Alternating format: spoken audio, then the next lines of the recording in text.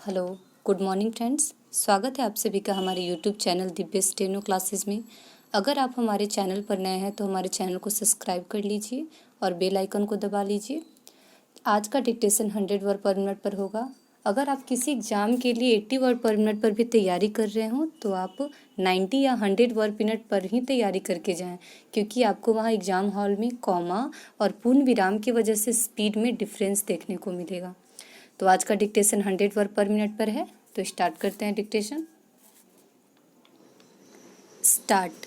महोदय, भारत जैसे बहुभाषा भाषी देश में जहां विभिन्न भाषा परिवारों की 1652 भाषाएं बोली जाती हो, अष्टम सूची के अनुसार भी देश की 18 प्रधान भाषाएं हों, खान पान, वेशभूषा, रीति रिवाज आदि की दृष्टि से भी एक प्रांत दूसरे प्रांत से बहुत भिन्न हो, वहाँ देश की अखंडता को बनाए रखने के लिए सबसे अधिक आवश्यक यह है कि संपूर्ण देश के नागरिकों का वैचारिक स्तर पर आदान प्रदान हो, सांस्कृतिक विनिमय हो, एक दूसरे को समझने सराहने की चेष्टा हो।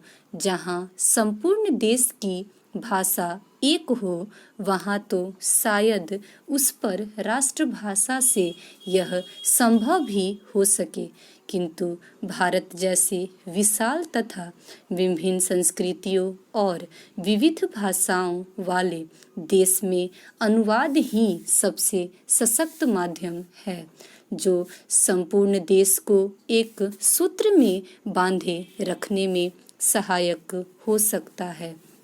द्विभाषिकता का महत्व भारत में प्राचीन काल से रहा है।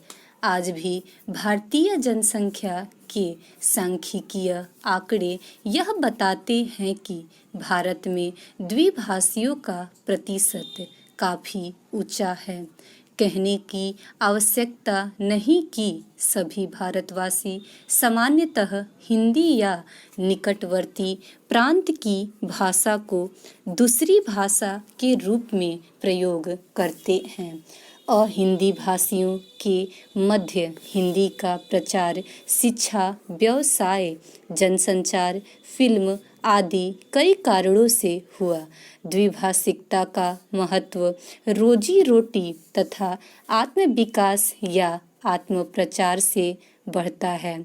यह द्विभाषिकता अनुवाद की मूल भित्ति है।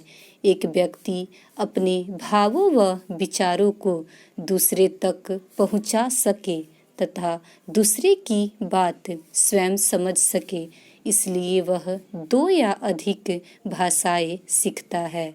यह व्यवहारिक सत्य है कि जो व्यक्ति जितनी अधिक भाषाएं जानता है वह उतना ही बहुज है, क्योंकि भाषा के सहारे उसका परिचय क्षेत्र तो बढ़ता ही है, वह विभिन्न भाषिक संस्कृतियों से भी परिचित होता है।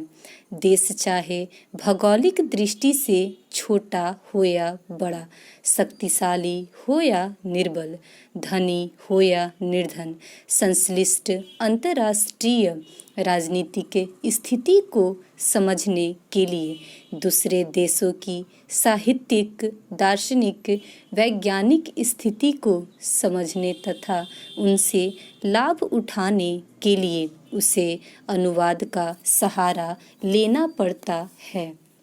सभी विकसित देशों में इसलिए अनुवाद का बड़ा महत्व है।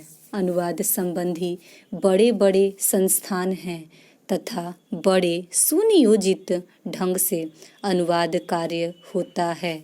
मैं आपको यूरोप के एक छोटे से देश बल्गारिया का उदाहरण देता हूँ।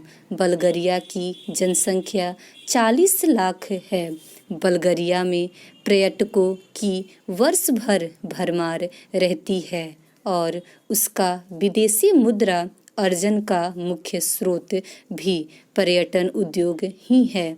विश्व के अनेक देशों के पर्यटक वहां आते हैं, जिनमें बल्गेरियन भाषा जानने वालों की संख्या नहीं के बराबर ही होती है।